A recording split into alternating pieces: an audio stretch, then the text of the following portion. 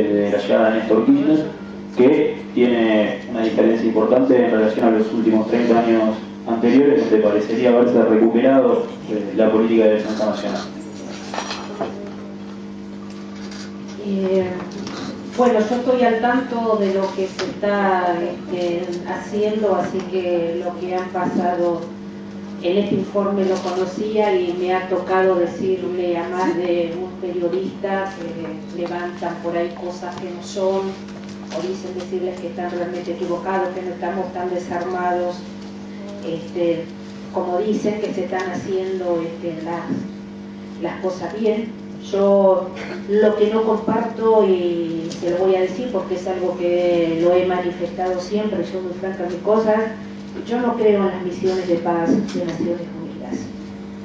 Yo sé lo que estas misiones de paz han significado. Siempre hemos visto a Estados Unidos y a la OTAN realizando invasiones militares por todos lados. A mí me tocó vivir el bombardeo por parte de la OTAN a la ex Yugoslavia. He visto lo que son los campos de refugiados. Yo en ese momento estaba en Grecia, así que veíamos parte del bombardeo y me ha tocado visitar los campos de refugiados, que son verdaderos campos de concentración, podría decir. Así que uno que ha vivido más o menos y sabe y conoce, y después es muy fácil pedirnos al resto de los países que bajo el lema de misiones de paz de Naciones Unidas vayamos a arreglar todo el desastre que ellos produjeron en esos países. Yo me pregunto qué teníamos que hacer nosotros en Kosovo, por ejemplo, en 1998, 1999, que son los compromisos que asumimos por ser gran aliado extra-OTAN, que es un tema que tenemos que resolver, porque para Estados Unidos nosotros seguimos siendo gran aliado extra-OTAN, que es un título y un cargo que nos otorgó el Congreso norteamericano en el año 1997 a pedido de un gobernante de nuestra década del 90, el innombrable, que yo le llamo el innombrable no porque crea que es yeta, sino que yo soy historiadora, soy profesora de historia, y en muchas culturas que he estudiado y en muchos países que he recorrido, y creo como ellos, y creo como los pueblos originarios de este continente, de esta nuestra América, que el nombre es lo mejor que uno tiene y que el nombre hace a la persona. Entonces, en muchas culturas y en muchos pueblos, cuando alguien traiciona a su comunidad, traiciona a su pueblo, se le quita el nombre, se lo borra y se lo pasa a llamar el innombrable. Entonces, yo no lo quiero nombrar por esa razón, porque considero que no es digno, después de lo que hizo con el país, de lo que hizo con nosotros, que siga llamándose de esa manera. Ahora bien, aparte de esto, yo creo que hay un gran debate que nosotros nos vamos a tener que dar, y que también tiene que ver con este debate por una nueva constitución o por la reforma de constitución que nosotros vamos a tener que darnos. Porque es cierto que las hipótesis de conflicto, que pueden transformarse en hipótesis de guerra, no es que lo esté diciendo yo porque quiera, sino que cuando uno lee los informes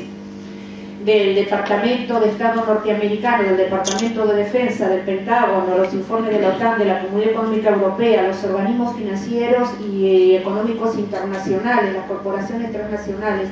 y las mismas Naciones Unidas, y sobre todo cuando uno lo escucha al secretario Ban Ki-moon de Naciones Unidas desde marzo del 2008, que viene sosteniendo que este siglo XXI es un siglo de conflictos por la posesión de recursos naturales cada vez más escasos, y conflictos que pueden derivar en guerras, que es algo que también está reconocido en la Carta Mundial de la Naturaleza del 28 de octubre de 1982. Uno ante esto también tiene que plantearse que en el tema de defensa vamos a tener que dar un debate, porque si las hipótesis de conflictos con posibilidades de hipótesis de guerra en este siglo son los recursos naturales, son las tierras fértiles para la producción de alimentos, el agua, los hidrocarburos, los minerales, la biodiversidad. El 80% de los medicamentos que se producen en el mundo están elaborados en base a plantas que se encuentran en los bosques, en la selva, en las distintas zonas de flora que tiene una región. Evidentemente, y ante la existencia de fuerzas que son asimétricas, porque no podemos comparar el poder de disuasión de nuestras Fuerzas Armadas con el poder que tiene, ya sea la OTAN o que tiene Estados Unidos, es decir, los países centrales, ¿no? Que son los que están manejando de alguna manera el mundo, tenemos que pensar formas de defensa de nuestro territorio y de defensa de nuestros recursos naturales. Nosotros ya no tenemos servicio militar obligatorio, que era lo que conformaba las reservas del país. Ya no está, bueno, buena hora que no está, pero tenemos que ver de qué manera vamos a preparar a nuestra población. Es un debate que tenemos que dar, cómo nos vamos a preparar todos, porque en el caso de que se produjera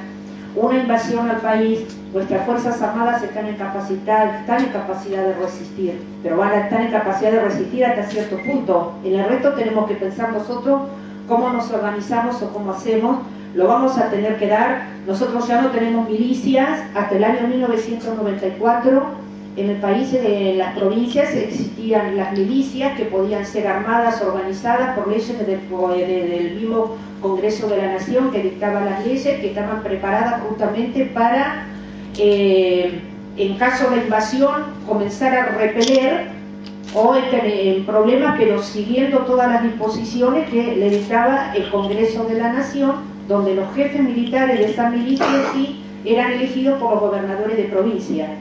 Pero esto, que de alguna manera servía como disuasión, en el año 1994, en la reforma, queda sin efecto,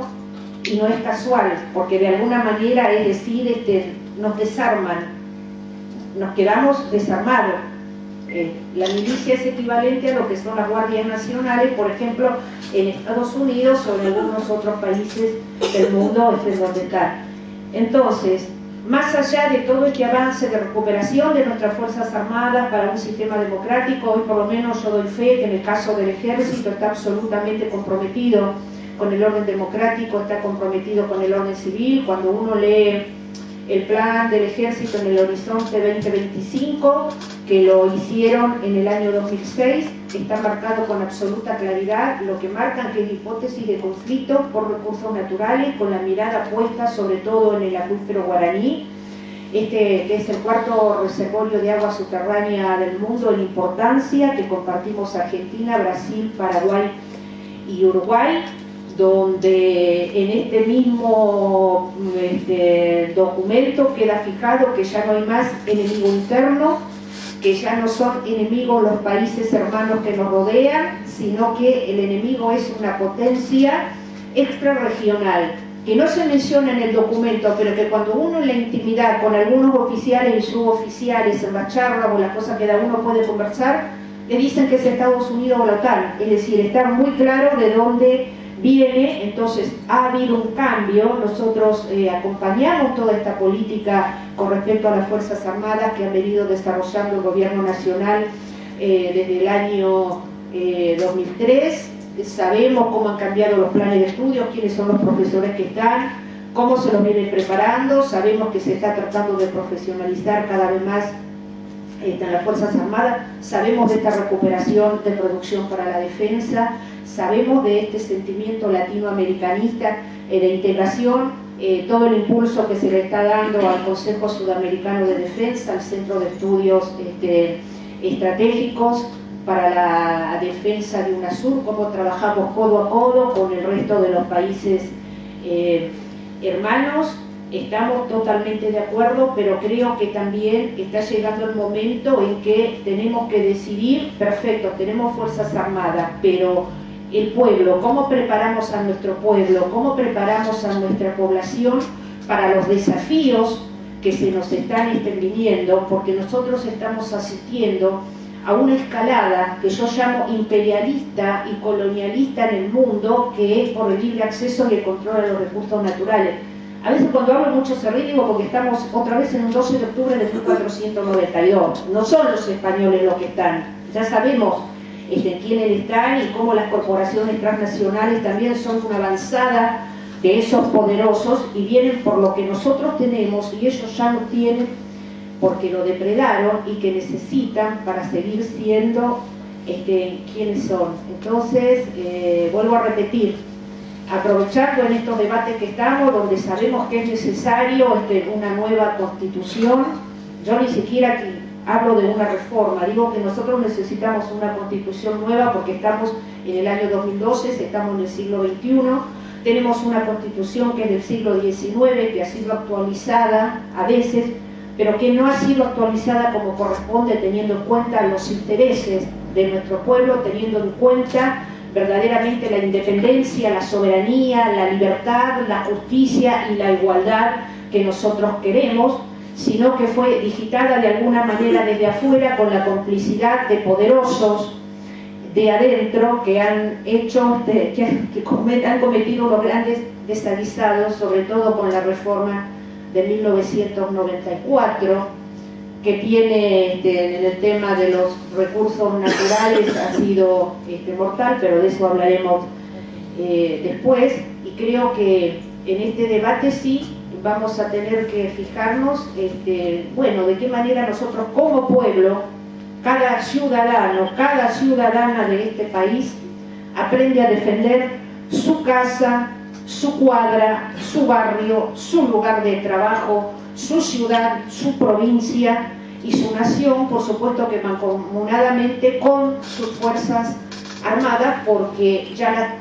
los conflictos que se pueden producir no son iguales a los de antes, son asimétricos y nosotros no estamos en condiciones materiales de enfrentarnos de igual a igual con estos países que son los más poderosos de la tierra. Y bueno, ya está corto para seguir después.